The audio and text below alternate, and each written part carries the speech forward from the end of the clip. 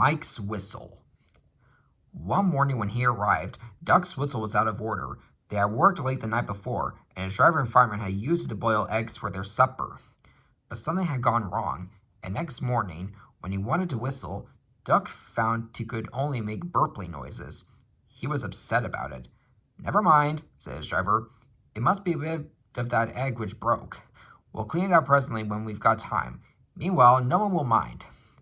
But Mike made rude remarks about it. Shaplee, mimicked Mike. "It's shocking. If engines can't whistle properly, they shouldn't try." "Then why do you?" asked Bert. "Why do I what?" "Try to whistle, of course." "Shut up! You're jealous." Mike was proud of his shrill whistle. "Mine's better than yours anyway." "Listen, Mike," said Rex.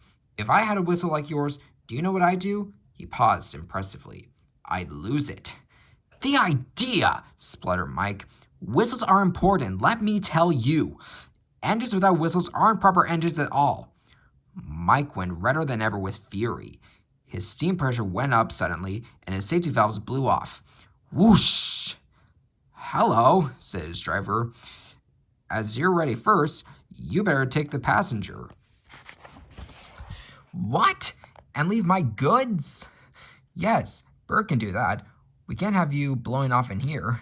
Come on." Mike backed down on the coaches, whooshing angrily. When all was ready, he started with a rude jerk. Come on," he puffed. "What's been in him?" wondered his driver. "He doesn't like coaches, but he's never been as bad as this." Mike whistled loudly at the least excuse. They're jealous, he muttered as he bucketed along. I'll show him. "He's in a flaming temper about something," remarked his driver. He was relieved when they reached the end station safely. He looked Mike all over, but saw nothing wrong. He tried to soothe him, but Mike sizzled crossly.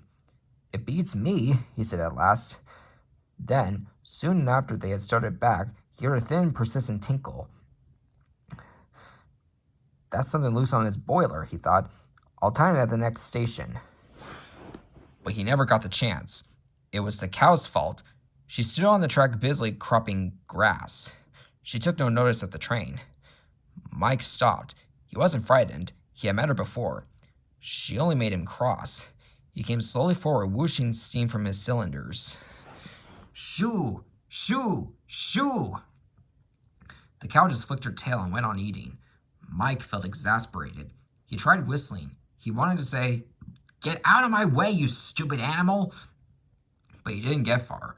His second peep turned into a tremendous whoosh as his whistle cap shot up like a rocket and landed in a field. Driver and guard started to look for it, but some passengers objected.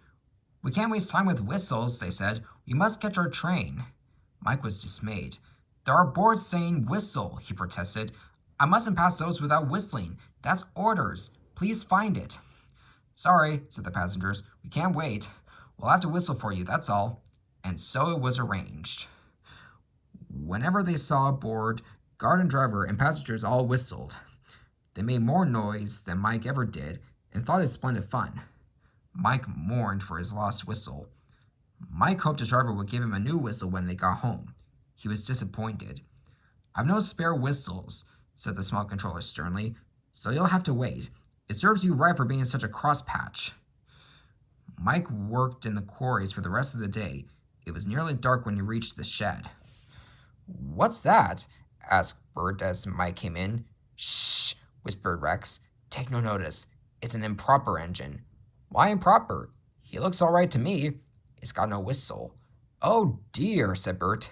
"How shocking. We don't approve of his sort, do we?"